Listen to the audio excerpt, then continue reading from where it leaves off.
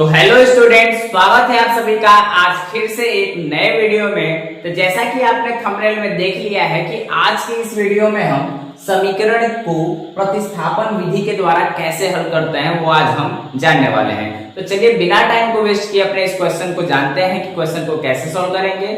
उससे पहले अगर आप चैनल पे पहली बार आए हो तो वीडियो को लाइक करना और चैनल को सब्सक्राइब जरूर करना। तो चलिए अपने क्वेश्चन को हम स्टार्ट करते हैं। तो देखिए हमारा क्वेश्चन क्या दे रखा है कि रैखिक समीकरण युग्म को प्रतिस्थापन विधि से हल करें। ठीक है, तो हमको इसमें क्या किस विधि को निकालना है, हमारा ये जो दे रखा है प्रतिस्थापन विधि से ही हल करना है। क्या तो प्रतिस्थापन विधि से हम क्वेश्चंस को कैसे करते हैं। और क्वेश्चन हमारा क्या दे रखा है, x + y = 14 और x - y = 14। ठीक, और विधि हमको कौन सी लगानी है, प्रतिस्थापन विधि। तो चलिए देखिए प्रतिस्थापन विधि से हमको क्वेश्चन निकालने के लिए करना क्या होगा। यहाँ पे देखिए हमको दो चीजें दे रखा है, एक दे रखा है x + y = 14, दूसरा दे रखा है x - y = 4। ठीक है, और इसमें देखें तो एक x दे रखा है और एक क्या दे रखा है, y दे रखा है। तो हम इसको मान लेते हैं कि x + y = जो 14 है ये हमारे लिए क्या हो गया, समीकरण 1। ठीक, x - y = 4 जो है ये हमारे लिए क्या हो गया, समीकरण 2। ठीक, यहां तक करने में क्या कोई दिक्कत, बिल्कुल नहीं। अब देखिए क्या करेंगे हम यहाँ पर कि x + y = 14, x - y = 4, ये दो समीकरण हो गए। अब इसमें से हम किसी एक समीकरण को लेंगे। ठीक है, क्या करेंगे, या तो समीकरण 1 को ले सकते हैं या तो हम समीकरण 2 को ले सकते हैं। और इन दोनों समीकरण में से हमको या तो x का मान निकालना है या तो फिर क्या निकालना है, y का मान निकालना है। ठीक, या तो x का मान या तो y का मान। अब देखिए यहाँ पर अगर मैं ले लेता हूं यहाँ पे समीकरण 2, क्या दे रखा है, x - y = 4। मैं यहाँ पे लिख लेता हूं कि समीकरण 2 के द्वारा। ठीक है, हम समीकरण 2 से कर ले या समीकरण 2 के द्वारा। समीकरण 2 क्या है, x - y = 4। अब यहाँ पे मैं क्या कर रहा हूँ, x का मान निकाल लेता हूँ। x बराबर अगर करता हूँ तो ये हो जाएगा 4, ये माइनस का y है, उधर जाएगा तो क्या हो जाएगा, प्लस का y।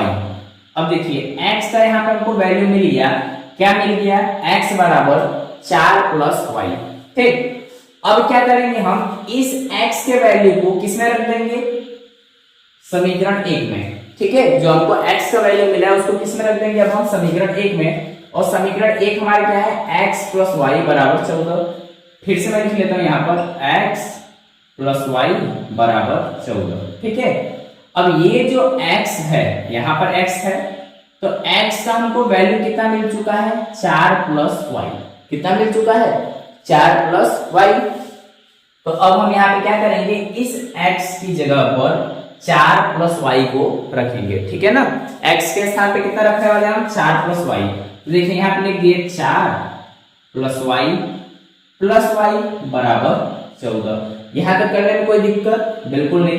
अब देखिए 4 + 1y और 1y दो आपस में मिल गए तो कितना हो गया, 2y = 14। और यहां से हम क्या कर देंगे, 2y बराबर ये 14 यहीं पर रहेगा, ये हमारा क्या है, प्लस का 4। अगर इधर जाता है तो क्या हो जाएगा हमारा, माइनस का 4। ठीक, और 14 में से अगर हम 4 को माइनस कर देंगे तो यहाँ पे हमारा कितना आ जाएगा, 10। और यहाँ से हम इजीली कह सकते हैं कि y बराबर जो हमारा हुआ 10 बटे में कितना हो जाएगा, 2, और 2 से काट दिए तो हमारा रिजल्ट यहाँ पे कितना आ गया, y का वैल्यू 5। क्या इस y के वैल्यू को निकालने में हमें कोई दिक्कत हुई, बिल्कुल भी नहीं। हमने समीकरण 2 को लिया, समीकरण 2 से हमने क्या किया, x का वैल्यू निकाला और इस x के वैल्यू को समीकरण 1 में रख दिया। अब देखिए यहाँ हमको y का वैल्यू मिल चुका है। ठीक, अब इस y के वैल्यू के द्वारा हम क्या निकालेंगे, x का वैल्यू निकालेंगे, क्योंकि हमारे पास एक वैल्यू मिल चुका है y का। हमको निकालना क्या चीज है, x का भी वैल्यू निकालना है और y का भी वैल्यू निकालना है। तो देखिए अब ये जो y का वैल्यू मिला है 5, इसे हम क्या करेंगे, या तो फिर समीकरण 1 में रख दें या तो फिर हम समीकरण 2 में रखते हैं। तो यहां पर मैं लिख लेता हूं कि y बराबर 5 समीकरण 1 में रखने पर। ठीक है, y का जो मान हमारा कितना मिला है, 5 मिला है, इसे हम कहाँ रख रहे हैं, समीकरण 1 में। समीकरण 1 हमारा क्या है, x प्लस वाई बराबर 14। अब y का मान हमने कितना निकाला है, 5 निकाल रखा है। समीकरण 1 और 2 को हल करके हमने y का वैल्यू कितना निकाला है, 5। तो देखिए x प्लस y के स्थान पे हम कितना रख देंगे, 5 बराबर 14, और यहाँ से x बराबर करेंगे तो 14 हमारा वहीं पर रहेगा।